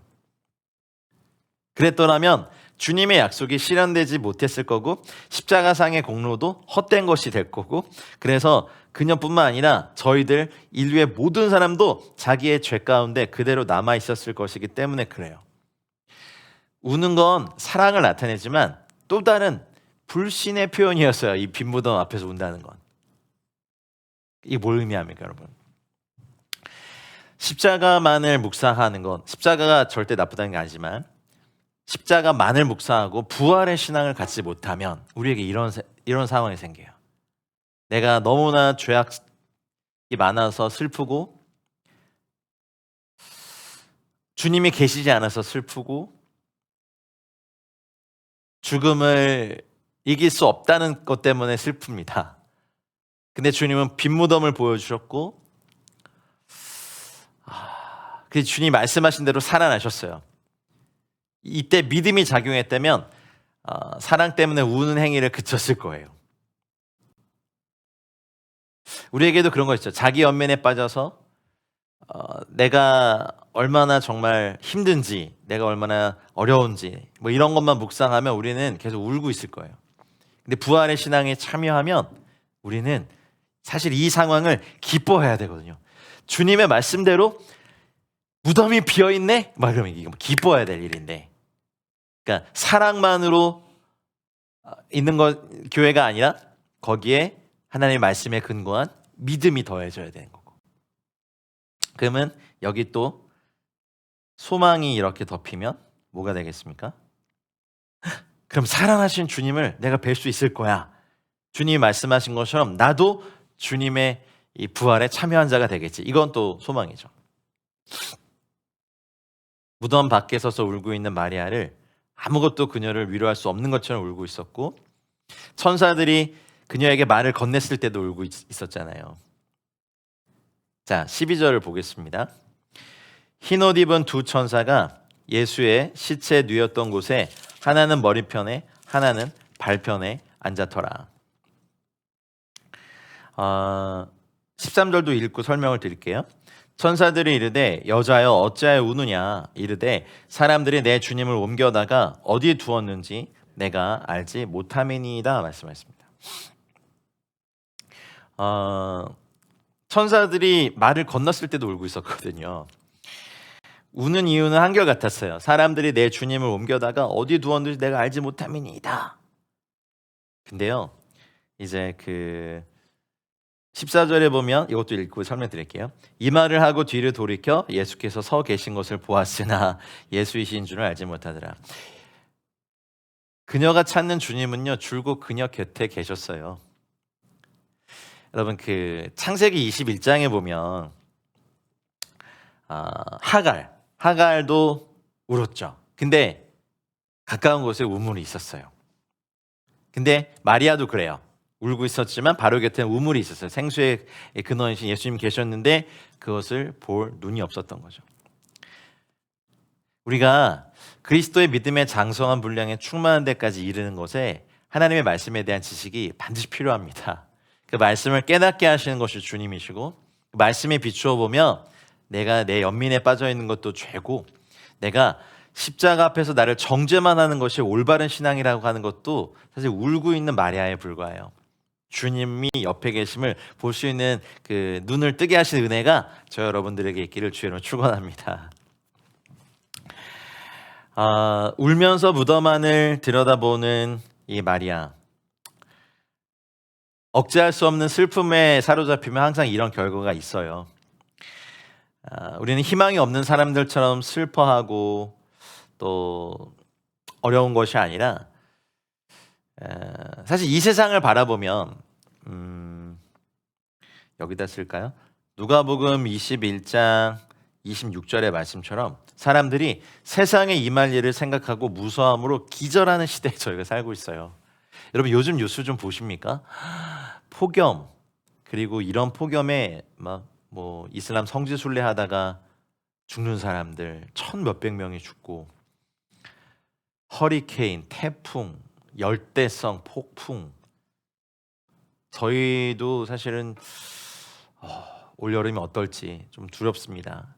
살인, 강도, 전쟁, 성범죄, 마약, 폭력, 무덤 안을 죽음을 들여다보면 울 수밖에 없어요. 그리고 주위에 악한 것들에 전념하면 전념할수록 우리의 마음은 더욱더 좌절하게 될 겁니다. 근데 예수님께서 누가복음 21장 28절에 이런 일이 시작되거든 일어나 머리를 들어라. 너희의 속량이 가까웠느니라. 오히려 반대되는 믿음의 해결책을 주세요. 무덤을 보지 말고 머리를 들어라. 이런 일이 시작되면 오히려 너희는 너희의 속량이 가까웠다. 그러면 마리아처럼 구부려 무덤 안을 들여다보지 말고 다윗처럼 우리 이렇게 말하면 어떨까요? 여러분 잘 아시는 말씀, 시편 121편 1절로 2절 말씀처럼 내가 산을 향하여 눈을 들리라. 나의 도움이 어디서 올까? 나의 도움은 천지를 지으신 여호와에게입니다. 문들어 머리 들어라. 나의 머리를 들으신 주님을 찬양합니다. 우리는 이제 이렇게 고백하고 부활신앙을 가지고 빈 무덤을 뒤로 하고 예수를 봐야 됩니다. 예수님은, 부활하신 주님은 우리 옆에 있고 천사들도 옆에 있습니다. 천사들을 먼저 보죠.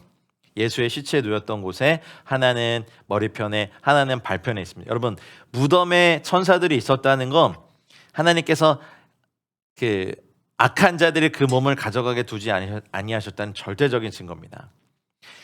흰 옷 입은 두 천사가 앉아있을 정도로 무덤은 생각과는 달리 황폐하지 않았습니다. 우리 그런 찬송가 있죠. 아골골짝 빈들에도 사랑 안고 찾아가서 이름 없이 빛도 없이 주의 복음 전하리라는 이런 복음 찬송가가 있잖아요. 멸시천대 십자가는 주의 종이 지켰으니 존귀 영광을 주님 받으십시오. 이렇게 담대히 외치며 나아가는 정말 하나님의 군사들이, 하나님의 장군들이, 전도자들이 막 이 나라 방방곡곡에, 열방 곳곳에 나아가는 새로운 시즌이 시작될 것을 정말 기대하며 선포합니다. 천사들이 안에 있었는데 누가복음 24장에 보면 이 천사들이 서 있었다 그랬거든요. 근데 여기 요한복음에 보면 앉았더라 되어 있어요. 두 천사의 이름이 제시되어 있지 않지만요, 여러분, 예수님의 부활과 같이 지극히 중대한 사건에 천사들도 이제 급이 있잖아요. 천사장 2명이 오지 않았을까요?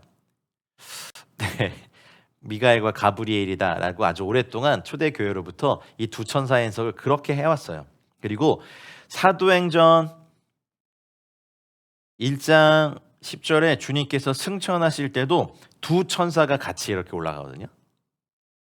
그러면 예수님의 양 우편 좌편에 있는 이 천사장들, 거의 천사들의 최고의 영광과 권위와 힘을 가진 사람, 이 천사들이 주님의 부활을 도왔고 주님의 승천을 도왔을 것이 믿습니다. 그럼 여러분, 이거 좀 어디서 많이 본 듯한 그림 아닙니까? 빨리 생각해 내셔야 돼요. 출애굽기 25장 17절로 19절에 보면 순금으로 속죄소를 만들되 거기에 증거계에 있는 두 그룹 사이에서, 그렇죠? 이게 이 무덤이, 예수님의 빈 무덤이, 예수님이 누우셨던 그 몸이 속죄소 언약궤 그룹 천사의 날개 사이예요. 우와. 이야. 울면서 바라보는 그곳도 예수님이 계신 곳은 지성소의 언약궤가 됩니다. 할렐루야. 그러니 요한복음의 바로 이곳에서 그리스도야말로 하나님과 인간이 만나는 참된 장소이고 새롭고 산 길이 되셨고 그의 육체로 길을 여셔서 나로 말미암지 않고는 아버지께로 올 자가 없느니라 하신 주님의 은혜가 있는 거죠. 와, 이게 왜 은혜입니까? 이게 왜 은혜입니까? 하나는 머리편, 하나는 발편에 앉았고 이게 법궤를 덮은 이 두 그룹의 날개처럼 우리 주님 영광과 존귀를 늘 받으셔야 됩니다. 근데 천사들도 흰 옷을 입어요. 우리도 나중에 흰 옷을 입을 겁니다. 변화산에서도 흰 옷을 입고 계셨고 예수님이. 그리고 사도행전 10장에 보면 이제 고넬료에게 천사가 나타날 때도 흰 옷을 입은 천사가 이렇게 되었습니다.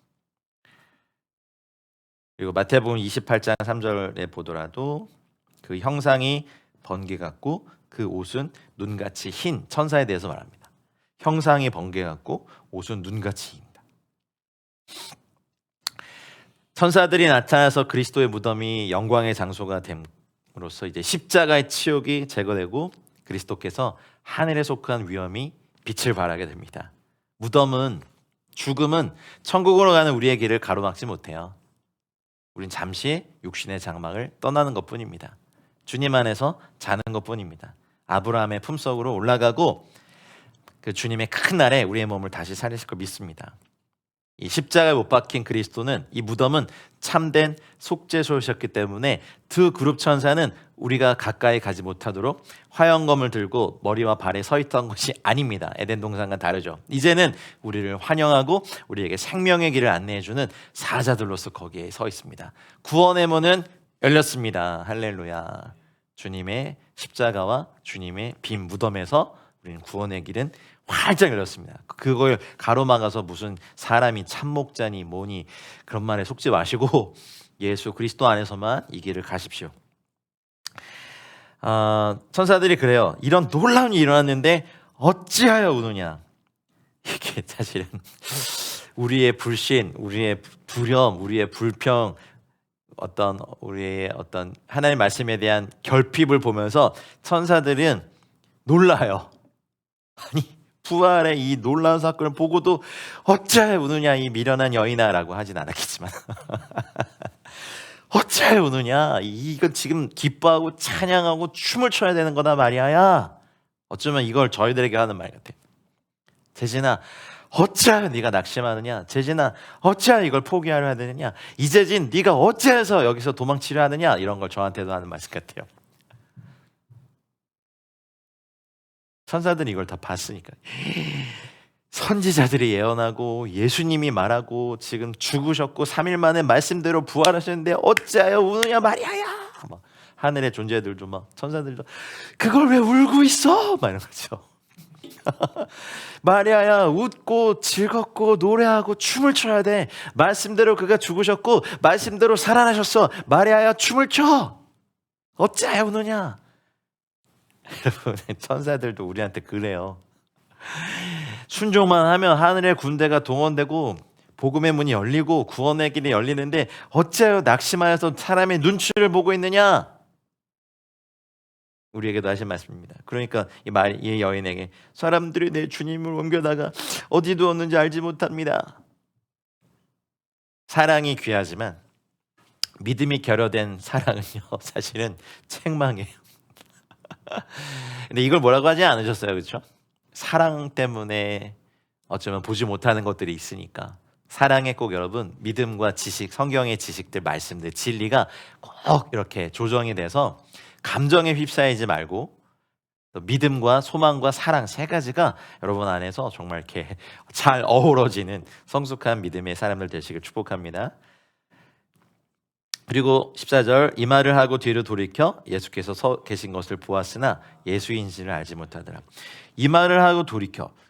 이게 되게 감명 깊은 말씀이에요. 그리스도는 마리아에게 너무나 귀중한 분이셨고 저희들에게도 그리스도는 너무나 귀중한 분이시잖아요. 그래서 천사들로부터 등을 돌려요. 그리고 그리스도의 몸을 향해요. 이거는 요한계시록 1장에도 요한이 내가 몸을 돌이켜 보니 주님의 몸에 이렇게 가슴에 기대어 있었던 주님을 친밀하게 알았던 요한도 몸을 돌이켜 보니 중보자 예수 그리스도의 모습이 다르거든요. 예수인지를 왜 알지 못하더라. 아니 무슨 마리아 이거 이상한 여인 아니야? 왜 예수님 못 알아봐? 하지만 부활하신 주님의 몸은 다르죠. 그리고 여기서 중요한 게 있어요. 천사가 여러분 천사 장급 가브리엘과 미카엘 천사가 혹 정말 왔다면 아니면 그룹 천사의 최고의 위치에 있는 천사가 이 무덤에 왔다면 우리는 그 천사에게 혹 빠졌을지도 몰라요. 근데 중요한 건 이 말을 하고 뒤로 돌이켰어요. 예수께서 서 계신 것을 봤어요. 천사들로부터 등을 돌리는 것, 이 땅의 기사와 이적과 표적이 귀하고 소중한 거지만 그것들로부터 등을 돌려서 예수를 보셔야 돼요. 아멘입니까?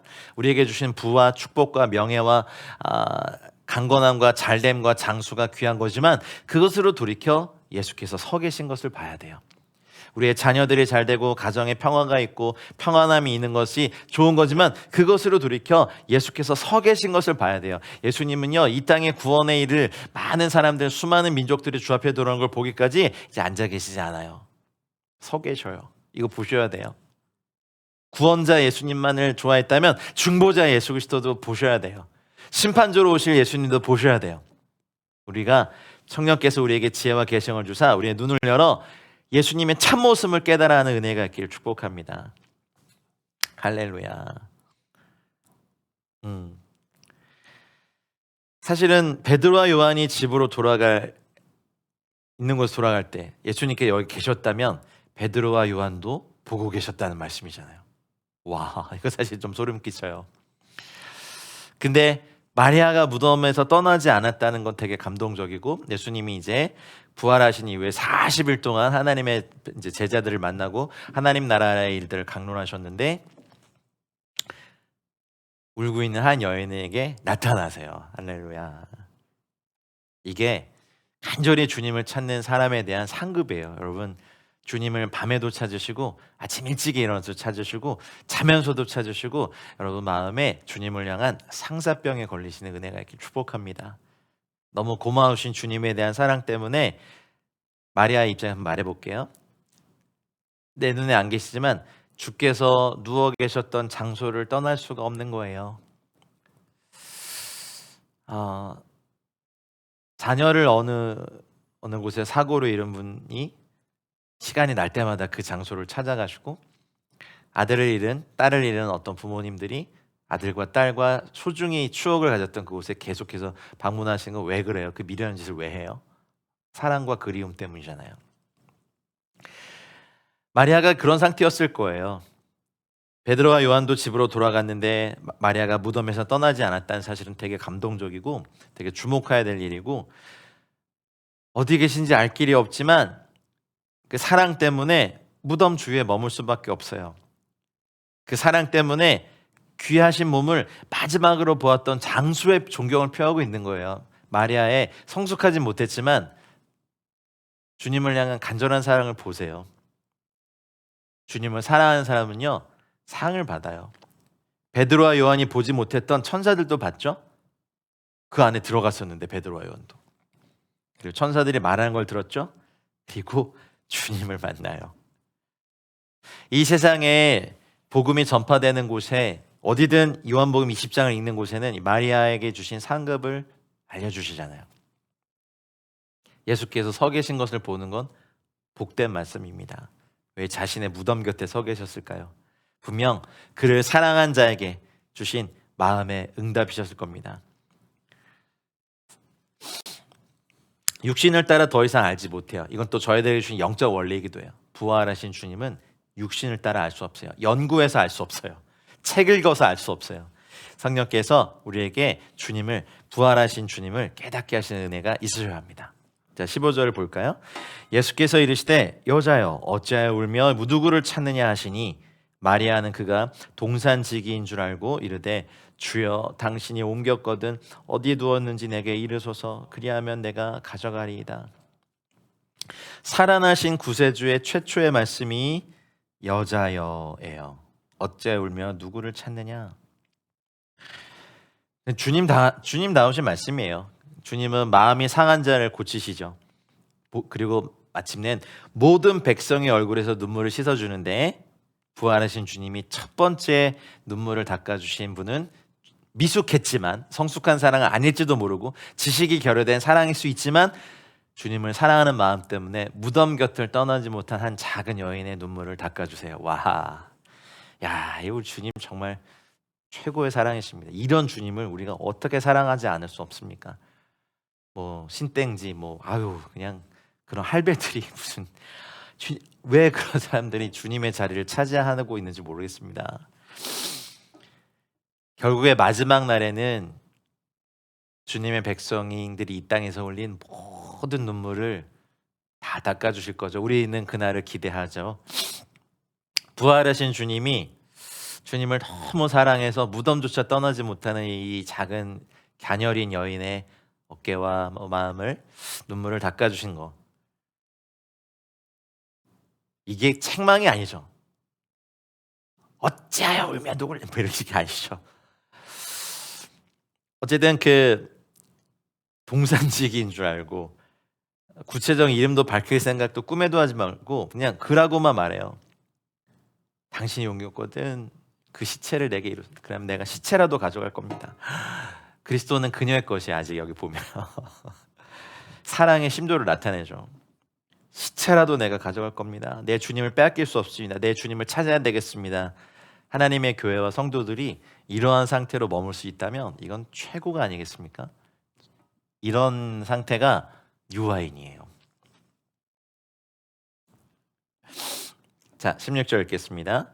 예수께서 마리아야 하시거늘 마리아가 돌이켜 히브리 말로 라보니 하니 이는 선생님이라는 말이라.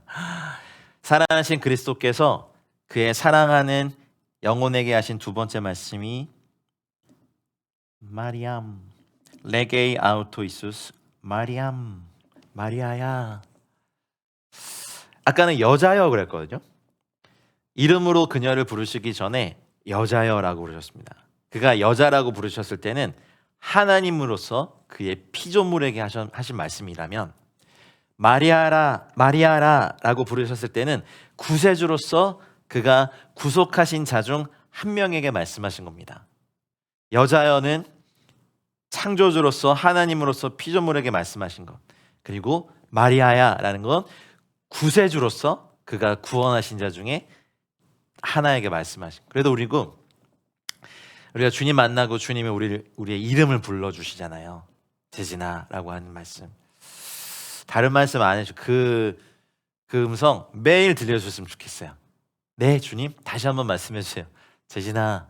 그 음성이 너무 좋고 너무 달콤하고 너무 강력하고 너무 생명력 있고 너무 빛나고 다른 거 안 했어요. 나 못 알아보겠니가 아니라 마리아야 한마디. 그러니까 구세주로서 영혼에게 하시면요 변화가 있어요. 마리아가 돌이켜서 알아봐요. 라보니, 내 선생님, 이런 거죠. 우와. 구세주가 영혼에게 하시는 말씀은 급속한 변화를 일으킵니다. 우리 영혼에. 알아보게 돼요. 이제야 그리스도를 알아봐요. 우리 그래서 그런 간증하잖아요. 제가 예수님을 인격적으로 만났을 때 이런, 왜요? 여자여에서 마리아야, 태어나, 누구야, 이렇게 불러주시는 거예요. 그러면 이제 알아봐요. 저희가 육신을 따라서는 부활하신 주님을 우리가 모르거든요. 알 수가 없어요. 거듭나지 않으면 우리는 하나님을 볼 수도 없고 알 수도 없고, 마리아라의 한마디에 우리는 주님을 알게 됩니다. 요한복음 10장 4절 기억나세요? 양들이 그의 음성을 아는 거로 따라오되. 양들 중 하나가 선한 목자의 부르심에 응답하고 있는 거예요. 한마디 하셨거든요. 마리아야. 우는 자를 예배자로 만드시는 이 권능을 보세요. 말씀의 권능을 보시라고요. 그래서 반응이 뭐예요? 라보니, 나의 선생님, 이럴 것이거든요. 이 마리아의 헌신, 사랑, 무덤을 떠나지 못하는 신실함, 그녀의 인내는 큰 상을 받았어요. 주의 말씀을 들었어요. 그 어떤 것 중에 가장 아름다운 상을 받았다고요. 죽음을 이기신 그분의 상을 받았어요. 그녀의 슬픔이 끝나고 기쁨의 잔이 넘치게 됐어요.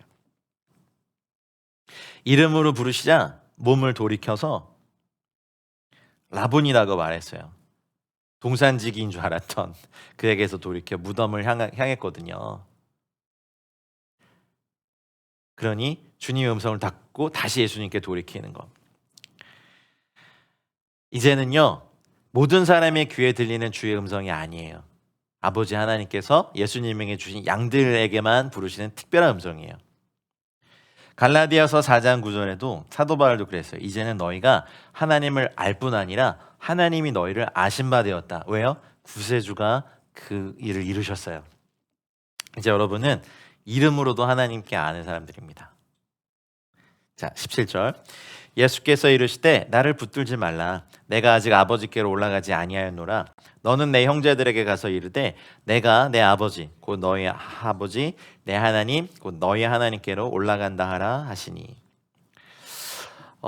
마태복음 28장 9절에 보면 동일한 사건에 대해서 여자들이 그 발을 붙잡고 경배했다고 분명하게 기록하고 있습니다. 근데 왜 여기서는 나를 만지지 말라 하셨을까요? 도마에게도 나타나셔서 내 몸을 만지고 뭐 너의 손을 넣어봐라 라고 하셨는데 왜 여기에서는 만지지 말라, 붙들지 말라, 붙들지 말라 하셨을까요? 만지는 것과 붙드는 건 다르죠. 마태복음에 보면 그 발을 붙잡고 경배했는데 여기서는 붙드는 것은요, 어디 가지 못하도록 주님을 막는 거예요. 그러니까 열망이 도를 지나치는 걸 금하신 거예요. 이제 주님께서 죽으셔서 살아나셨고 마태복음에 보면 발을 붙들고 경배했는데 정신을 빼앗긴 걸 보고 이 땅에서 이제 그리스도께서는 우리와만 함께 계셔야 돼라는 이러한 사람의 묶임에 주님은 묶이시지 않아요. 그리스도와 대화를 나누고 그리스도와 떡을 떼고 그리스도와 시간을 함께 보는 것 말고 알지 못하는 이런 인간적인 이런 그 욕망에 예수님은 더 이상 붙들려 계시지 않아요. 어디 가셔야 됩니까? 40일 동안 이 땅에서 제자들에게 보이시고 하늘로 올라가셔야 돼요. 우리도 주님 우리가 제자였다면 12제자 중에 한 사람이었다면 부활하신 주님 만나고 다시는 떠나지 마십시오. 다시는 떠나지 마시고 우리가 영원히 함께 하십시오라는 것이 우리의 고백이고, 주님의 임재가 너무 좋으니까 예루살렘에 머물고 떠나지 않으려고 했죠. 근데 주님 어떻게 해요? 핍박과 순교를 일으키시면서 흩어버리시죠. 부활의 목적이 이 세상에서 승리자가 되시는 것이 아니에요. 이제 아직 성령이 임하시기도 전에 사람들의 머리에는요, 부활하신 주님을 다시는 놓치지 않는, 마치 아가서에서 내가 내 사랑하는 자를 만나서 다시는 떠나지 않게 붙들려고 하는 아주 작은 술람미 여인의 바람에 묶이지 않으시는 거예요. 나만의 주님이 아니에요. 이제는 대한민국의 주님이 아니세요. 북한의 주님도 되시고, 일본의 주님도 되시고, 중국의 주님도 되시고, 튀르키의 주님도 되시고, 인도의 주님도 되시는 거예요. 할렐루야. 그냥 여기가 좋사오니가 아니에요. 그래서 주님께서 이제 그러세요. 사도 바울도 그랬어요. 골로새서 3장 1절에 너희가 그리스도와 함께 다시 살리심을 받았으면 위의 것을 찾으라. 거기는 그리스도께서 하나님 우편 앉아 계시니라. 할렐루야. 내가 아직 아버지께로 올라가지 아니하였노라. 그러면 뭐 사실 부활하신 주님 몸을 붙은다고 해서 붙잡히시는 몸도 아니고, 왜냐하면 막 벽을 뚫고 쑥 들어오시고 이때부터는 자연계의 어떤 것과 다른 몸이 되셨으니까. 그리고 분명한 것은 제자들이 사랑하는 여인 마리아뿐만 아니라 제자들이 자신에게 뭘 요구하실지 아시는 거야. 나는 이 땅의 승리자가 아니란다. 나중에 주님이 아버지께서 정하실 때 내가 하늘의 군대들과 거룩하게 된 천사들과 함께 올 텐데 그때는 이 땅의 왕도 될 거지만 지금은 아니야. 내가 올라가야 돼. 내가 아직 할 일이 있어. 아버지께 올라가서 내가 중보해야 된다. 그래서 처음으로 너는 내 아델포스, 제자들을 처음으로 형제들이라고 불러요. 부활하신 주님은 이제 저희들의 잠자는 자들의 첫 열매가 되시고 맏아들이 되셨기 때문에 이제 저희를 형제 자매라고 부를 수 있게 되셨어요. 처음으로 제자들을 내 형제들에게 가서 이르되 내 아버지 곧 너희 아버지, 내 아버지가 곧 너희 아버지고 내 하나님 곧 너희의 하나님이다. 이제 나와 너희는 하나다. 내가 아버지와 하나인 것처럼 너희는 나와 하나다. 부활한 내 몸과 이제 너희는 하나가 될 것이다. 성령께서 오시면 너희 안에 거하셔서 이 모든 진리를 가르치실 거다. 너희 이제 십자가도 알고 부활도 알아서 내 아버지가 너희 아버지, 내 하나님이 너희 하나님께로 내가 올라가고 너희는 이 땅에서 기도하지만 내가 하늘에서 듣고 너희의 기도에 응답할 거다 라고 말하라고 해요. 이게 부활하신 주님. 아가서 3장 4절 말씀 술람미 여인처럼 마음에 사랑하는 자를 만나서 그를 붙잡고 놓지 아니하는 것이 이 땅에 어쩌면 성숙하지 못한 교회와 성도들의 고백이죠. 주님, 우리 교회만, 우리 공동체만, 우리 사역에만 기름 부어주십시오. 아니요, 이제 모든 사람을 나에게로 이끄셔서 그 형제와 그 자매와 그 공동체와 그 민족의 하나님도 되시기 원하셔서 올라가셔야 돼요. 올라가셔서 이제는 성령님이 오셔야 되고, 성령님이 교회와 함께 제자들과 함께 막 예루살렘과 온 유대와 사마리아와 땅끝까지 가고, 저희 한국도 대한민국과 저 북한과 일본과 중국과 열방을 가야 돼요. 우리의 하나님만이 아니에요. 우리끼리 사역 잘하고 우리끼리 임재 누리고 우리끼리 열매 얻고 우리끼리 막 평안하게 사는 게 아니에요. 이제 우리는 우리에게만 붙들려고 하는 하나님이 아니라 아버지께로 올라가서 하나님의 일이 땅에 떨어져 죽어서 열매를 맺으신 그분의 이 놀라운 사역들을 십자가의 죽으심과 빈무덤의 부활과 하나님 보좌 우편의 중보하심과 주님의 다시 오심을 전하고 또 전해야 돼요. 그런 거 하는 사람 누구라고요? 투스 아델포스, 내 형제들이다. 할렐루야. 여인의 감정이면 이제 나를 떠나지 마세요. 나와 친밀하게 교제하시고 내 옆에만 계셔주세요. 이 정도겠죠.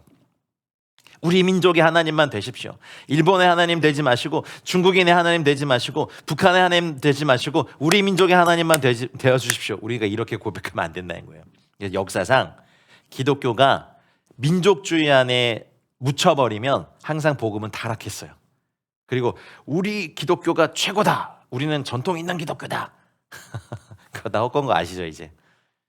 종교개혁자 후예들이 히틀러의 암살, 그 학살을 못 막았어요. 그러면서도 여전히 정통교회래요. 수많은 신학자들이 일어난 네덜란드는요, 지금 뭐 매춘과 동성애가 거의 극에 달했어요. 할렐루야. 자, 마지막 절 읽고 마치겠습니다. 막달라 마리아가 가서 제자들에게 내가 주를 보았다 하고 또 주께서 자기에게 이렇게 말씀하셨다 이르니라. 여러분, 죽음이라는 이 소식이 첫 여자인 하와를 통해 왔어요, 사실은. 근데 부활의 첫 소식은 마리아라고 하는 이 여자를 통해 왔습니다. 그리고 장소 또한 일치합니다. 둘 다 동산에 왔었습니다. 그렇죠? 마리아가 제자들에게 예수가 아니라 내가 주를 보았다라고 말했습니다.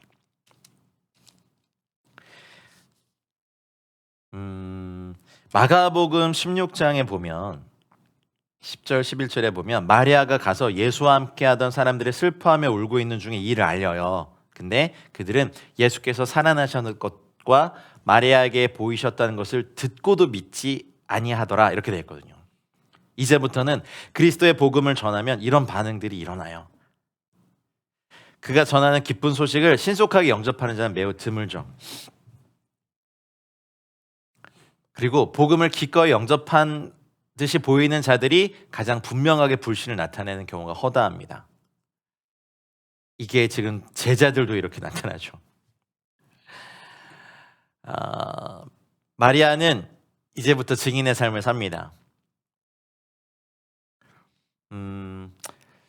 이제 살아있는 몸을 지니고 영원롭게 되신 주님을 만났기 때문에 그렇습니다. 여러분, 부활하신 주님을 만나는 은혜가 화요바이블 함께 하시는 모든 분들에게 있기를 전 기도할 따름입니다. 부활하신 주님을 만나면요, 우리는 가만히 있을 수 없습니다. 부활하신 주님을 만나면 울음이 예배로 바뀝니다. 부활하신 주님을 만나면요, 이제 주님의 사명을 이해하게 됩니다. 그리고 뜯어 말려도 주님을 증언하는 사람이 됩니다. 오늘 기독교 진리에서 가장 위대한 진리, 빈무덤과 부활하심. 베드로와 요한에게 먼저 나타난 것이 아니라 예수님을 사랑한 한 여인에게 나타나는 것. 2000년 후에 대한민국이라는 곳에서, 아니면 또 외국에 계신 분들 계시지만, 이 복음을 듣고 주님을 믿는 저희들에게 주신 주님의 상급은 주님을 나타내 주시고 천사들을 보게 하시고 마리아야 라고 외치시며 주님의 계획을 말씀해 주신 거죠.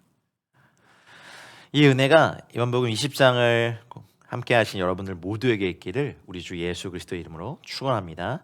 긴 시간 함께 해주셔서 감사합니다. 제가 기도하고 마치겠습니다. 사랑하는 주님, 빈무덤을 보여주셔서 감사합니다. 빈무덤으로 인하여 감사합니다. 부활하신 주님을 찬양합니다. 우리의 죄 때문에 죽음에 넘겨진 바 되고 우리의 의롭다 하시기 위하여 다시 살아나신 주님을 찬양합니다. 주님 사랑합니다. 부활하신 주님 감사합니다. 부활하신 주님 영광과 존귀를 세세토록 받으시옵소서. 주의 말씀으로 저희들에게 입맞춰 주시고 주의 말씀으로 우리를 타오르게 하여 주시옵소서. 주의 말씀으로 우리를 살아나게 하여 주시옵소서. 감사드리며 이 모든 말씀을 우리 구주 예수 그리스도의 이름으로 기도하였습니다. 아멘.